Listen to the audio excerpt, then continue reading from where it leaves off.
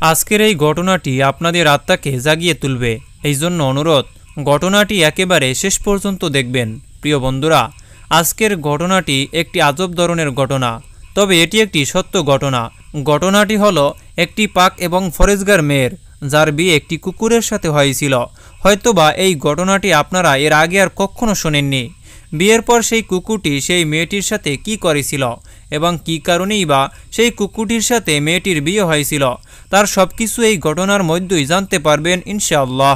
এই ঘটনাটি সম্পূর্ণ জানার জন্য ভিডিওটি একেবারে শেষ পর্যন্ত দেখুন। প্রিয় বন্ধুরা, অনেক আগে এক এলাকার মধ্যে এক রাজা বসবাস করতেন। সেই রাজাটি অনেক নেক এবং ইমানদার ছিল। সেই রাজার রাজ্যের সকল মানুষজন সুখে ছিল, চারপাশে শুধু সুখ আর শান্তি ছিল। এবার সেই রাজা তার মন্ত্রী সহ সবাই বাইরে ঘুরতে বের হলেন। যখন জঙ্গলের কাছে গেলেন তখন সেখানে তাঁবু টানানো হলো এবং এরপরে যখন খাবারের সময় হলো তখন দস্তরখানা বিছানো হলো এবং রাজার জন্য খাবার প্রস্তুত করা হলো।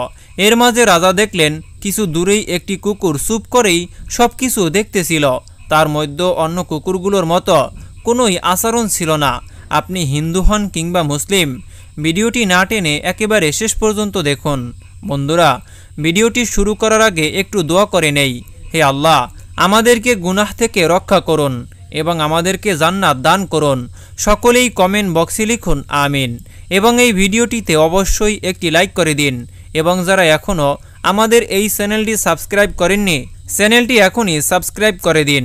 আজকের ভিডিওটির লাইক টার্গেট মাত্র 10,000, তাই এখনই এই ভিডিওটিতে একটি লাইক করে দিন। তো চলুন শুরু করি। এরপর রাজা বলেন, মন্ত্রী দেখো তো, ওই কুকুরটি তো অনেক শান্তশিষ্ট মনে হচ্ছে এবং বাকি কুকুরগুলোর চেয়ে অনেক আলাদা মনে হচ্ছে। আর তখনই মন্ত্রী বললেন, জি হুজুর, এই কুকুরটিকে দেখে আসলেই অন্যরকম মনে হচ্ছে। এরপর রাজা বললেন, কিছু খাবার সেই কুকুরটিকে খেতে দাও। আর সে কারণেই চাকররা কুকুরের সামনে খাবার রেখে দেয়। কুকুরটি এরপর এগিয়ে এসে একটি পাথর নিয়ে মাটির মধ্যে কিছু লিখতে লাগলো। আর রাজা যখন তা পড়লেন তখন তিনি অবাক হয়ে গেলেন। সেখানে লেখা ছিল, আমি এমন ধরনের খাবার খাবই না, বরং রাজাকে যেভাবে দস্তরখানার মধ্যে খাবার দেয়া হয়েছে আমাকেও সেইভাবে খাবার দিতে হবে। রাজা এটি দেখে অনেক অবাক হয়ে গেল। রাজা এরপরে বললেন, কুকুরটির জন্য এরকম দস্তরখানা বিছিয়ে দাও যেমনটা আমার সামনে বিছানো হয়েছে। আর এরপরই কুকুরটি এগিয়ে এসে খাবার খেয়ে আবার দূরে গিয়ে বসে পড়ল। এরপরে আবহাওয়া হঠাৎ করে খারাপ হয়ে গেল, যার কারণে চাকরগুলো দ্রুত করে জিনিসপত্র গোছাতে লাগলো। রাজা এরপর বললেন, একটি কাপড় সে কুকুরটির জন্য রেখে দাও যাতে করে সে ভিজে না যায়।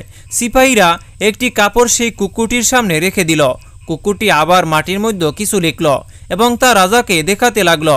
সেখানে লেখা ছিল, যেমনভাবে রাজার জন্য তাঁবু টানানো হয়েছে তেমনভাবে আমার জন্য তাঁবু টানাতে হবে, তাহলে আমি সেখানে থাকব। আর তখনই রাজা অবাক হয়ে চিন্তা করলেন, এটি কেমন কুকুর যে কিনা আমার মতোই সব কিছু চাচ্ছে। এরপরে রাজার হুকুমে ঠিক তেমনই একটি তাঁবু টানানো হলো। ফলে সিপাহীরা রাজার মতো একটি তাঁবু কুকুরটির জন্য বানিয়ে দিল। আর এরপরেই বৃষ্টি শুরু হয়ে গেল এবং সেই কুকুরটি তার তাঁবুতে চলে গেল। এইভাবে কিছুদিন রাজা সেখানে সময় অতিবাহিত করলেন। কিছুদিন পরে যখন রাজা ফেরত যেতে লাগলো, আর তখন তিনি চাকরদেরকে বলে, যাও গিয়ে কুকুরটিকে জিজ্ঞেস করে আসো সে কি আমার সাথে যাবে। এরপরে সিপাহীরা সেই কুকুরটিকে বলল, তুমি কি রাজার সাথে উনার রাজ্যে যাবে? তখন তাদের কথা শুনে কুকুরটি আরও কিছু লিখে বলল, রাজার জন্য যেমন হাতি সাজানো হয়েছে আমার জন্য তেমন হাতি সাজাতে হবে, আর তাহলেই আমি সেখানে যাব। রাজা কুকুরটির প্রতি আগ্রহ দেখাতে লাগলো, আর যার ফলে তিনি আরও একটি হাতি সাজিয়ে দিলেন। প্রিয় দর্শক, ভিডিওটি অনেক লম্বা হয়ে যাওয়ায় এটিকে আমরা পর্ব করে রেখেছি। পরের পর্ব দেখতে হলে অবশ্যই আমাদের এই চ্যানেলটি সাবস্ক্রাইব করে পাশেই থাকুন। দেখা হচ্ছে পরবর্তী পর্বে। সে পর্যন্ত ভালো থাকুন, সুস্থ থাকুন। আল্লাহ হাফেজ। আসসালামু আলাইকুম ওয়া রাহমাতুল্লাহ।